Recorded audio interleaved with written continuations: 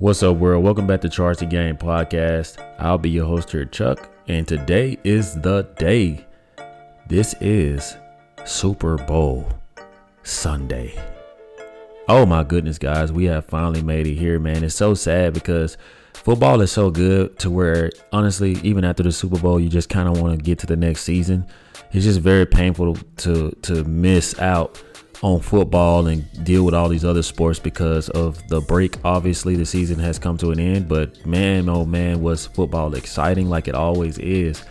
But we have come down to this, man. Patrick Mahomes and the Kansas City Chiefs are geared up to play the 49ers and Brock Purdy for the second time in the Super Bowl. And we all saw Jimmy G had Patrick Mahomes on the ropes, and Jimmy G just could not come through. I got a sense that Brock Purdy just may be the guy that could break through. It is very hard to have this idea in thought because Patrick Mahomes is so dominant and so good to where, I don't know, man, this game could go either way because this type of defense was not the defense that Patrick Mahomes had the first time that he played the 49ers in the Super Bowl. And this 49ers offense isn't the same type of offense that played Patrick Mahomes for the first time in the Super Bowl.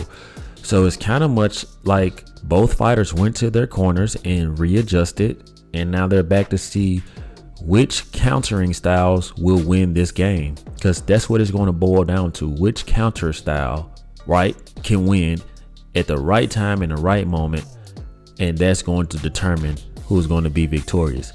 Now, if either team comes out and gives out to a tremendous lead, I think that team is going to win the Super Bowl, because when you have a lead in the Super Bowl, you cannot afford to fumble on your face or fall flat on your face. I got a sense that whoever jumps out to the lead, a significant lead, if there's a touchdown and a field goal, I think that whichever team has a touchdown and field goal, which is pretty much a 10-point advantage, and can sustain drives where they either capitalize with a field goal or a touchdown, and that team will win. It's just hard to say because I don't know what to expect with the schemes. We know that the defensive coordinator for both teams are pretty good at what they do. We have offensive gurus, Andy Reid and Kyle Shanahan, who have at some point worked with one another, I believe.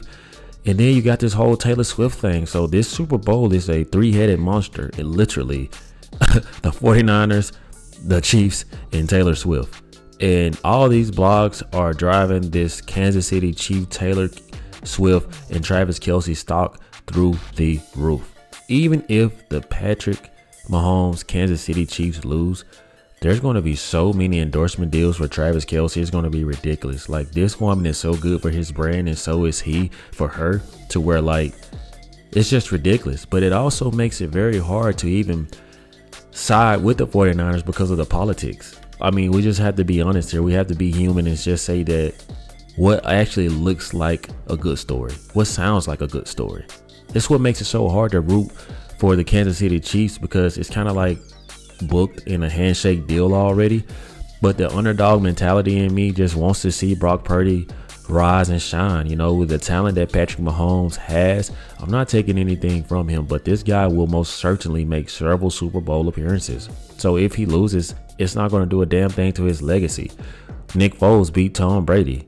Eli Manning beat Tom Brady twice, literally. So I'm just like, okay, well, we don't hear any negative things about their careers with those losses at all because of the dominance of how they started and how they ended.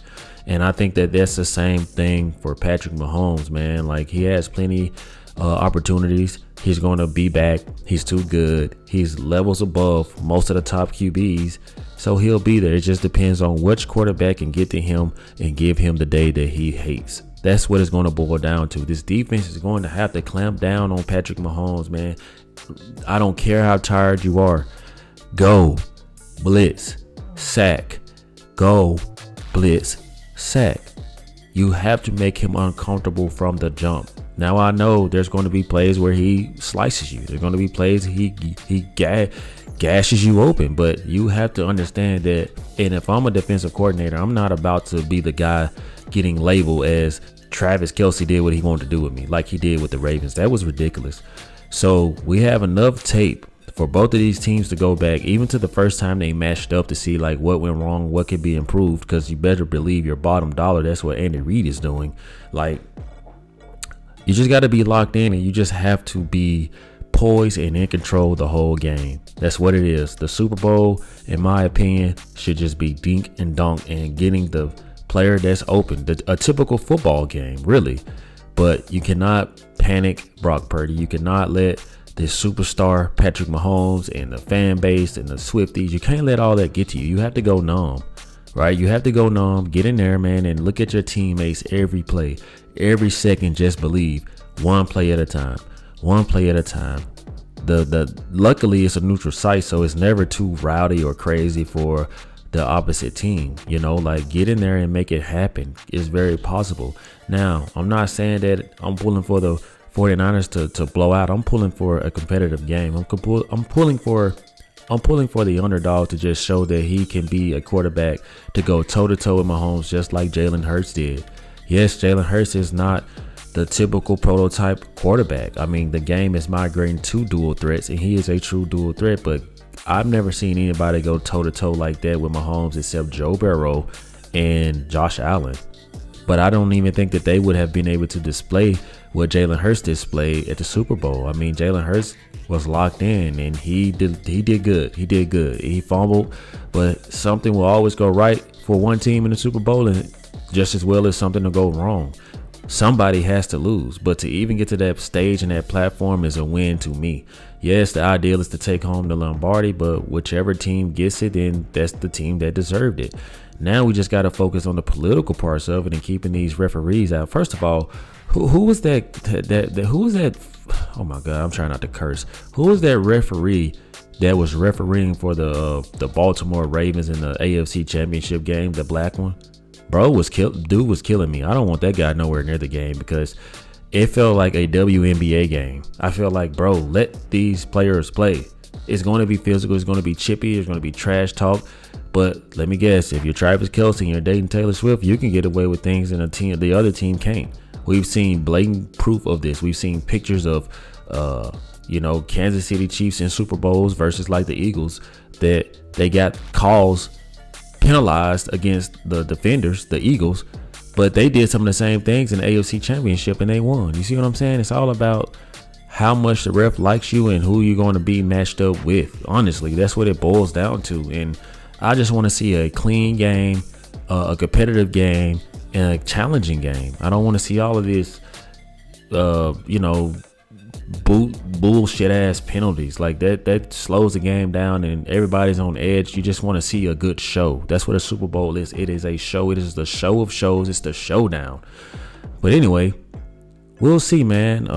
Like I said, I have no dog in this fight, but would I like to see Brock Purdy? Yes, he faces a lot of criticism. He faces like a lot, and the same thing happened with Patrick Mahomes. Yes, he was that dynamic player. Yes, he showed flashes throughout the whole season, but best believe, Patrick Mahomes had to have his fair share of criticism too. Yes, he was dynamic from the jump, sidearm throws, no look throws. It looked good. It looked flashy. It looked like Golden State, the Warriors type of basketball on a football field. But the thing is, Patrick Mahomes was indeed doubted when it came to the AFC Championship. And he lost to Tom Brady. It was the same thing, like the same thing Brock Purdy is going through. And guess what? Patrick Mahomes broke through eventually and went to the Super Bowl. Now, Brock Purdy could do the same thing, like if his team is playing good and he's delivering and slicing the defense, he's great at processing and deciphering which is the best play that he should execute and who he should throw the ball to. He's very good at that. So we're going to see, you know what I'm saying? And I'm happy for this guy. I'm happy for Patrick Mahomes. May the best man win. And I mean that. I really do. And I know that most Kansas City Chiefs fans are so excited, man. Think about how good that would feel as an organization, right? To know that every year, I got 15. And every year there's going to be AFC Championship, right? Or there's going to be a Super Bowl. The only thing that's going to derail Patrick Mahomes, honestly, is if he gets injured, because he will never be the same. And when you start to feel like you're the same, typically you're going to get another injury because of compensation on one side of your body to the next. Like that's how it's always been. So if they keep Patrick Mahomes upright, healthy, develop schemes where he can pick and choose when to be superhero Patrick Mahomes and when to be game manager Patrick Mahomes. And I want to give Andy Reid his kudos because I figured out his technique. He's very good at revamping the scheme.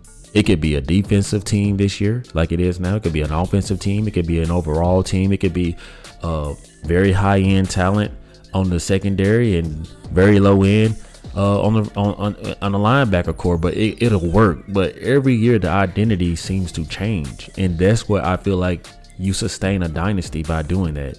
You sustain a dynasty by constantly not giving a team a blueprint to beat you. And that's exactly what the Kansas City Chiefs excel at.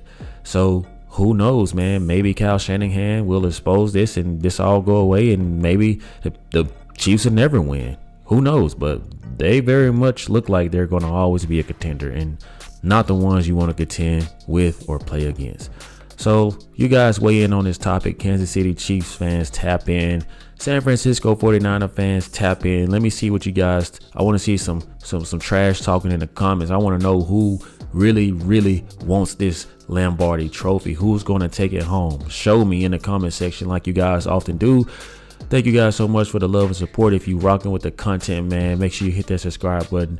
Also hit that notification bell so you guys can continue to get the latest when I drop my sports media takes. Like always, let me know how you charge the game. Peace.